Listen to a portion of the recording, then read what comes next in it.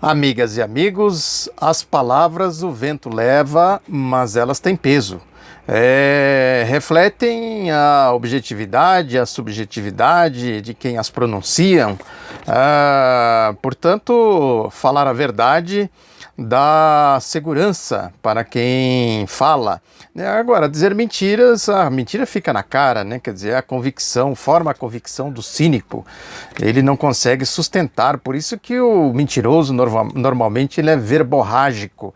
Ele fala, repete, porque ele precisa ficar constantemente justificando as suas mentiras e procurando caminhos, procurando palavras, né, para justificar as suas mentiras.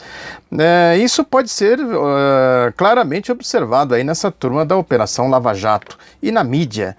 Isso a gente vê nitidamente com este palavreado, esse excesso de adjetivos que eles vão criando: mensalão, petrolão, não sei mais o que. Isso é exatamente a convicção de cínicos. Eles precisam ficar constantemente repetindo esses adjetivos. O Sérgio Moro, por exemplo, esteve aqui na terça-feira numa palestra para um congresso de juízes federais, juízes criminais federais, né, no luxuoso Hotel Renascense, aqui na cidade de São Paulo, naquela região rica ali dos Jardins, e exercitou bem essa lógica. Deu o seu tradicional show midiático, chegou atrasado, aí fazendo toda a mídia, os cinegrafistas correrem para registrar a imagem dele, porque é assim que ele procede. Aí vai lá, fala, se retira, faz o seu showzinho, exatamente porque ele terceiriza as suas opiniões. Aí fica a mídia repetindo, porque se ele tiver que dar entrevista e explicar as coisas, pode ser que eles tropecem, né? O Deltan Dallagnol vive tropeçando. Esse é mais afoito, né? Mais cínico, podemos dizer assim. Então o Sérgio Moro ele age de maneira calculada exatamente para causar esse impacto midiático. Tinha inclusive a sua claque lá do lado de fora, aquela gente ridícula, né? Vestido de amarelo, verde, gritando palavras desconexas, né? Essa turma aí que, mobilizada por esses grupelhos fascistas aí de direita, né? Que a gente conhece aí muito bem. Aí o Moro pediu para os seus ouvintes fecharem os olhos, né? Isso mentalmente, fazendo graça, né? A plateia ria, aquela turma exatamente ali do métier dele, né? Pediu para fechar os olhos, né? E imaginar se tudo o que foi apontado nas delações fosse verdade ou for verdade. Né? Quer dizer, aí ele justificou dizendo que vocês vão ver as pessoas fechando os olhos, imaginando as delações. Aí ele diz: vocês vão ver o quanto esse quadro é grave. Foi sem dúvida alguma aí uma supervalorização da vedete da Operação Lava Jato, que é a delação premiada, que substitui, é uma gambiarra, né, negociata aí do Sérgio Moro, que substitui as investigações, porque até agora não investigaram nada, né, não tem nada de concreto que eles fizeram aí, que eles possam apresentar como investigação, resultado de investigações. Rastrear o dinheiro, verificar exatamente quem recebeu, quem depositou, quem gastou, como gastou, nessas coisas elementares aí de qualquer investigação que se preze. No entanto, por isso que a delação é a vedete, porque a delação atende aos seus interesses politiqueiros, que é o objetivo único da Lava Jato, essa gambiarra. E ele também abusou da retórica, né? Citou aí os famosos 6 milhões que a Petrobras foi obrigada a lançar no seu balanço aí, contabilizando supostos prejuízos com corrupções. Esses 6 milhões foram baseados em quê? Em delações da Operação Lava Jato. Quer dizer, não tem nada de concreto. Como eles não apuraram nada, não tem um fato concreto, as delações estimam 1% para não sei quem, 0,5% não sei para quem, 3% não sei para onde, e eles vão fazendo aí os cálculos e chegaram a esses 6 bilhões. A Petrobras dependia disso para fechar o seu balanço, foi obrigado a fazer esse cálculo e lançar esses 6 bilhões. Aí o Moro abusou disso, né? Falou que a Petrobras foi vítima aí daquela retórica, né? De quadrilha, crime organizado, corrupção sistêmica, blá, blá, blá. né? Típico é o recurso que eles têm aí. Agora é preciso a gente olhar para a outra face da retórica, né? Já que ele pediu para fechar os olhos mentalmente, né, e calcular se tudo que as delações, tudo que está nas delações for verdade, tem uma gravidade do quadro. Agora vamos imaginar a outra face da retórica, imaginar que e se tudo não for verdade? Né? Quer dizer, a justiça pode agir assim, com base somente em subjetividade? Isso é justiça? Né? Onde está a verdade nisso tudo? O que tem, mais uma vez, são convicções cínicas, né, de cínicos. Quer dizer, uma investigação não pode se basear somente na subjetividade, ela tem que basear na objetividade, ou seja, ela tem que partir da objetividade para chegar à subjetividade. É uma regra básica e filosófica, né, de princípio. Foi justamente para coibir esses abusos que a Constituição consagrou o amplo direito de defesa. Não basta dizer que a pessoa está sendo acusada, né? A pessoa tem que ter o direito de defender e você tem que ter prova contra prova. Né?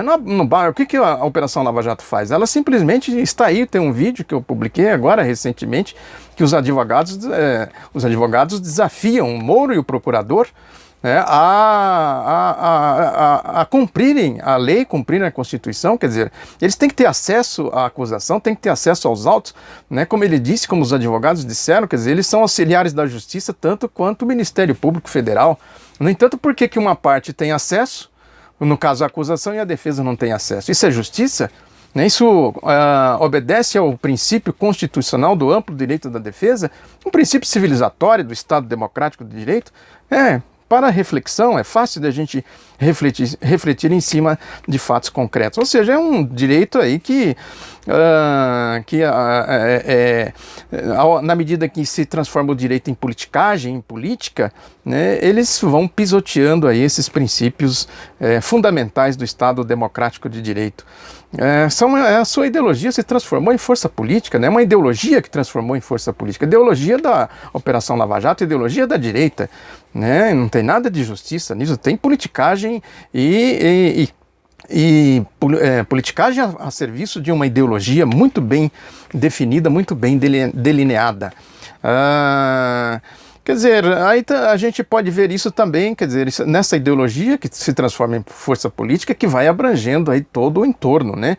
A gente pode ver isso aí nessa decisão aí do STF por 6-5, né? Uma decisão ainda liminar, não foi julgado no mérito, uma decisão apertada, que é essa decisão de executar prisões antes do fim do processo, que é um princípio, uma ideia que partiu de lá da Operação Lava Jato. É gente de lá, esse projeto aí das 10 medidas contra a corrupção que a direita abraçou, partiu de lá, que é o Deltan Dallagnol, que anda pregando nas igrejas, né, fazendo aí a sua demagogia, aí pela mídia, pelas igrejas. Então é uma ideia que partiu de lá. Aí não é à toa que o Rodrigo Janot, procurador-geral da República, exaltou a decisão do STF. Né? Segundo ele, a decisão terá impacto direto nos acordos de delação premiada. Olha aí as delações premiadas. Isso, sabe, se transforma, é tão primário, tão primária a lógica deles, né, que eles vão tentando amarrar tudo com base em mentiras, né, em politicagens, né, uma coisa realmente repugnante o que a gente está assistindo aí nesse judiciário brasileiro, na mídia e também nos setores políticos aí da direita. Aí as justificativas são uma mais absurda do que a outra, né? O ministro Roberto Barroso, por exemplo, ele disse que a decisão corrige distorção, como a demora para a prisão de condenados. Diz também que os ricos são beneficiados. Mas como? A lei não é igual para todos. Por que o rico pode ficar recorrendo até o STF, até o trânsito em julgado, como eles dizem, né, até o fim do processo para depois a pessoa cumprir pena? Quer dizer, e o pobre não seria mais lógico, mais justo eles lutarem para que o pobre tenha o mesmo direito que o rico? Né? Ou seja, corrigir essa distorção com base no poder econômico, ao invés de fazer... Não teria que ser o inverso?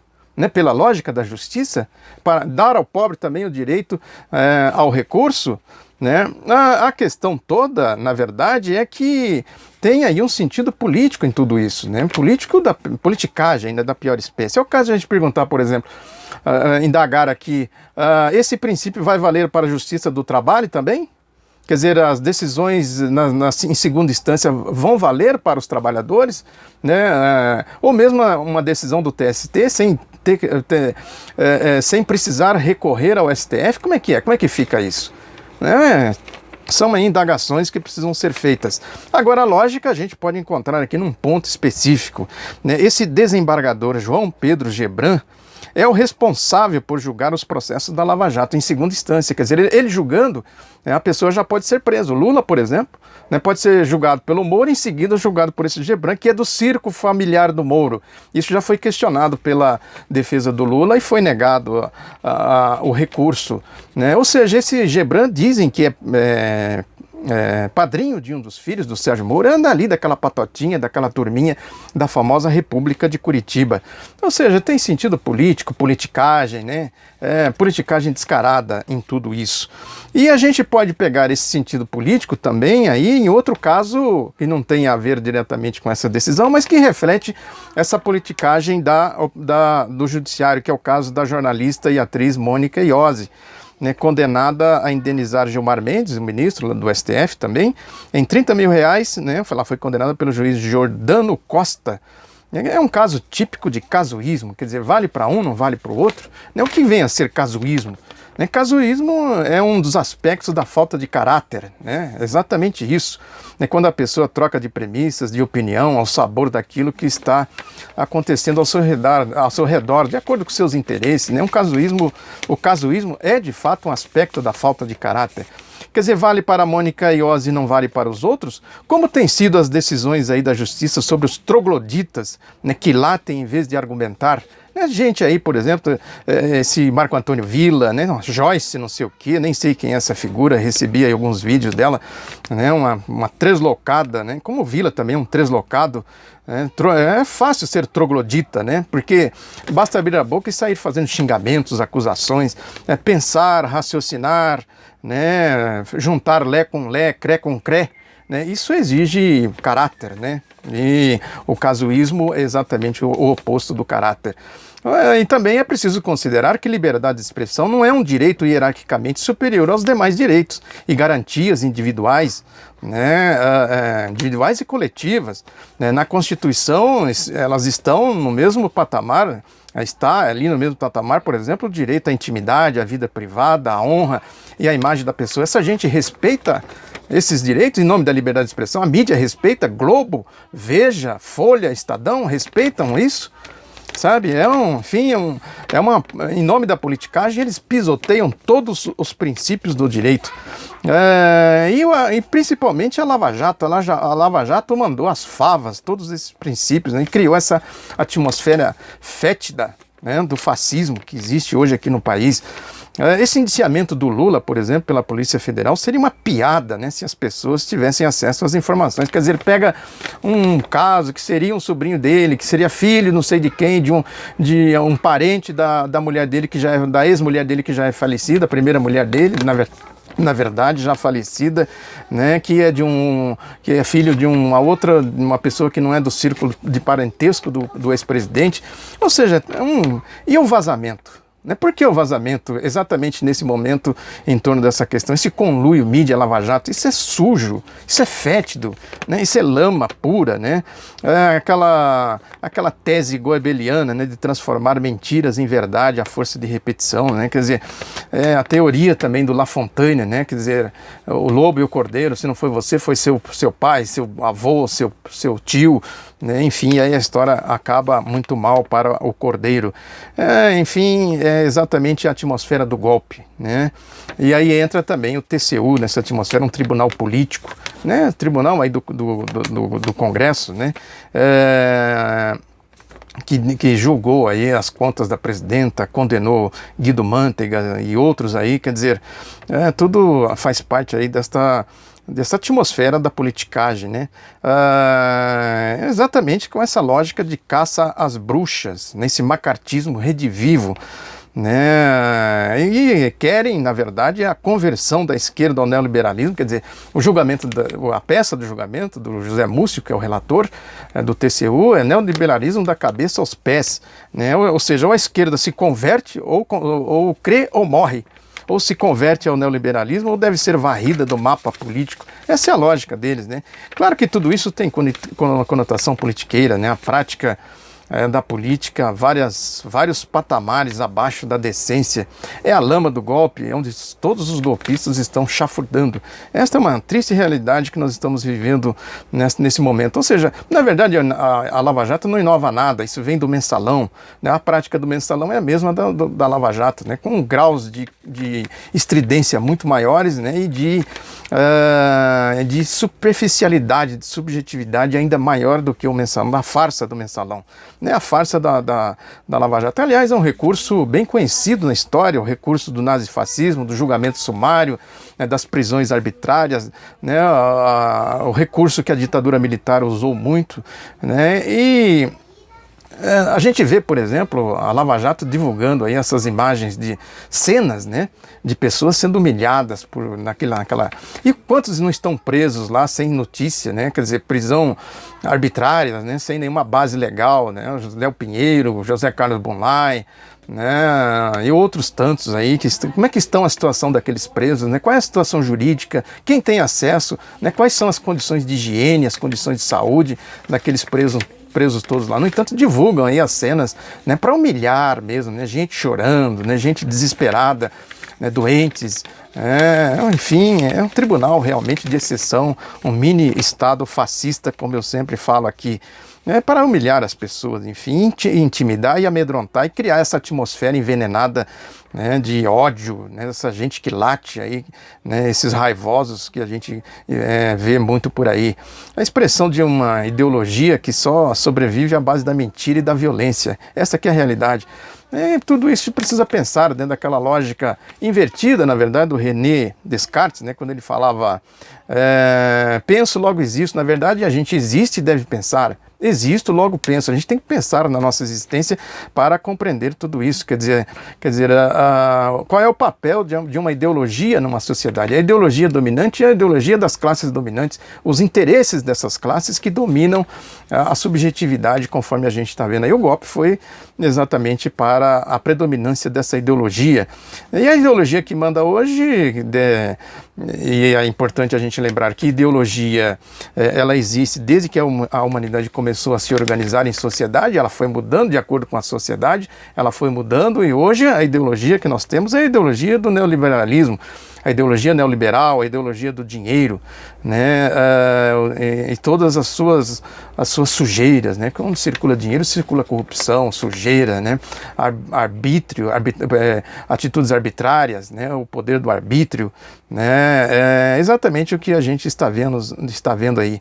A gente devemos parar, né, para pensar em tudo isso, né, para entender esse momento tão tenebroso, inclusive para a gente compreender as consequências políticas de tudo isso, como a gente viu aí nas recentes eleições municipais. Muito obrigado pela atenção, um abraço, até a próxima, curta, compartilhe, se inscreva se você ainda não é inscrito.